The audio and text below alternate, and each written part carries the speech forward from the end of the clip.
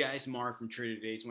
Today, what I want to do is kind of go over a quick YouTube video on the state of the market, what is happening with volatility, why is the market volatile, why is it moving so much, what's really the underlying behind it, what really is it that's moving the market so much. So I do want to cover that.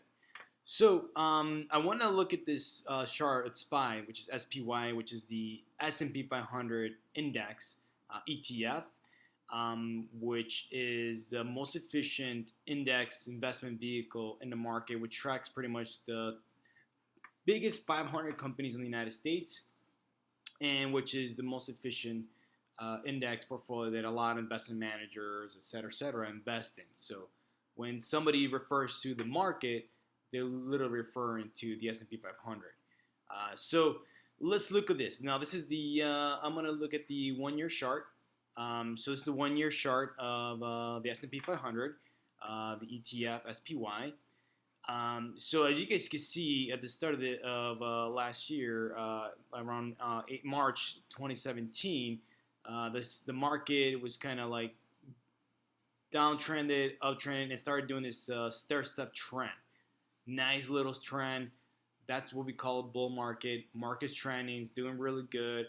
And once the taxes were passed, the tax code was passed around Christmas time on the start of the year, the market just went nuts. Everybody started buying it because a lot of the biggest beneficiaries of the tax reform, the tax cut, are big corporations. Which, guess what? They're pretty much companies in the stock market. So huge buybacks, huge buy-ins from investors all over the world.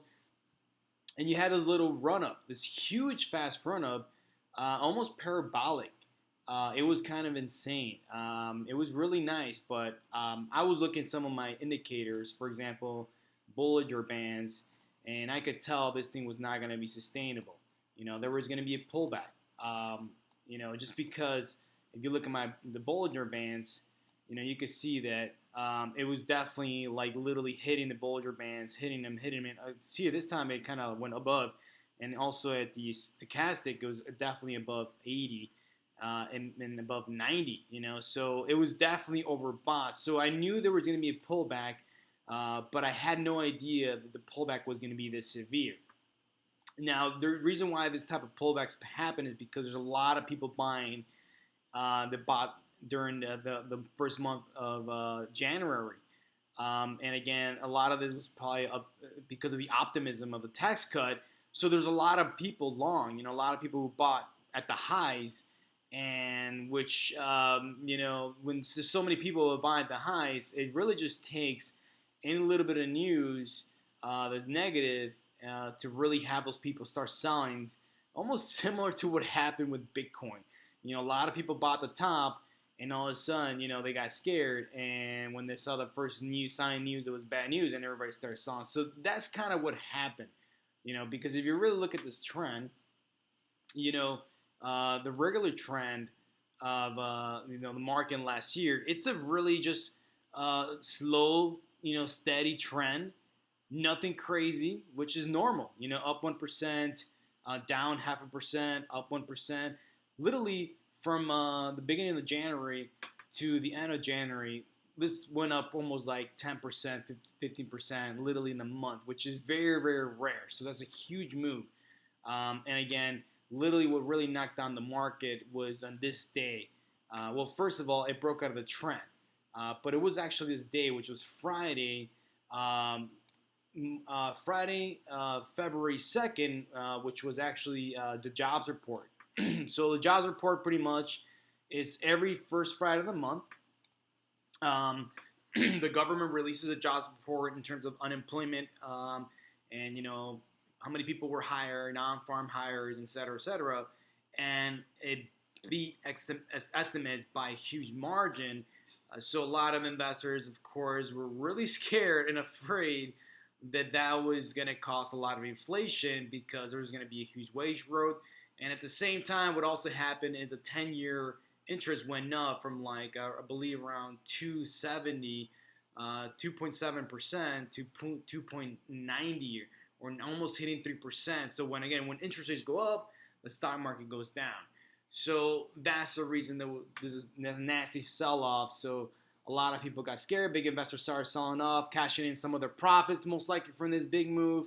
And then you see a lot of these small-time investors who didn't know what the hell was going on, got scared, and already sold off. And the reason why I say they got scared is because of this right here, the fear index. And this is the VIX, which is the volatility index. And when you see huge moves like this, it's literally based on fear. People don't know what's going on, and they start selling off just because everybody else is selling off. You know what I mean? Think about the herd.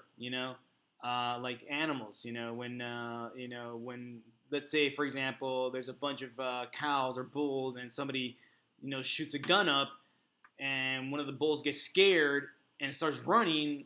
Guess what's going to happen? The rest of the herd is going to start running with it. And then you see it happen before. This happened in August 2015 with the China economic indicators that were less than expected. People were scared about that. So it's happened before, and it happened this time because of inflation. So what's with the recent pullback? So the recent pullback that I do see, especially here, is a lot of it now has to do with, of course, the speech with the new federal chairman, Powell, and also the trade war possibility because of what Donald Trump announced today, which was they were going to impose tariffs on steel and aluminum to help business in the U.S. And a lot of people are wondering, why is that a bad thing? The reason why that is a bad thing is because what that's going to happen is that price of steel and aluminum is going to go up.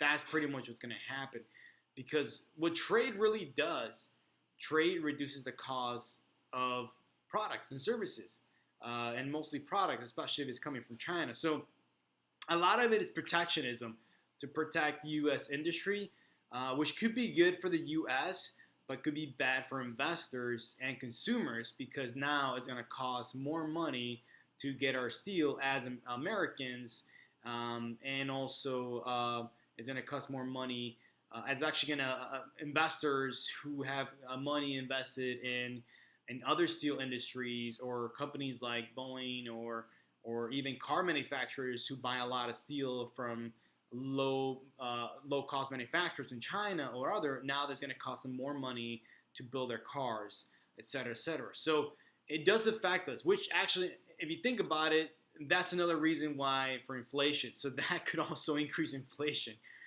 which is a bad thing if you think about it. So yes, the market is scared, and also there was an announcement by China that they're going to retaliate. So now everybody's scared of a trade war, which in a way, that's a pretty big deal, trade war, because if there's a trade war, honestly, that could cause inflation. That really could cause inflation a big deal, because if there's no free trade, if products are now, if countries are imposing tariffs on products and imports, now it's going to cost more money for other companies to sell in other countries and consumers. So pretty much the people who really end up losing are consumers and investors. So that's the reason why. So now what I'm actually looking at in the stock market is, where is it going to stop? So that's, to me, what I'm looking at right now. Where is the price going to hold? What is the price actually going to tell me? Because I actually, a lot of investors bought these dips, which was a good thing. But when it does pull back, are these levels going to hold? Is this 250 area hold? Is this low going to hold? Which the low of this day was 252.92. So that's what I'm going to look at, because if this holds and there's another rally similar to this, that's a good sign. It's a good sign that investors have confidence again in the stock market and the companies. But right now, there's a lot of volatility, so definitely I recommend you guys to be careful out there, stay safe, and look at the price action, guys. It's all about the price action. Supply and demand, volume. See the volume right here? These are huge buys, buying the dips. So, but again, now we're seeing some pullbacks, so be careful out there, guys, and hope you guys learn something from the volatility. Hope you guys learn something from this. And again, any comments, feel free to comment me. Send me any message, DM me on Instagram, and you guys will hear from me soon. Have a good one, guys.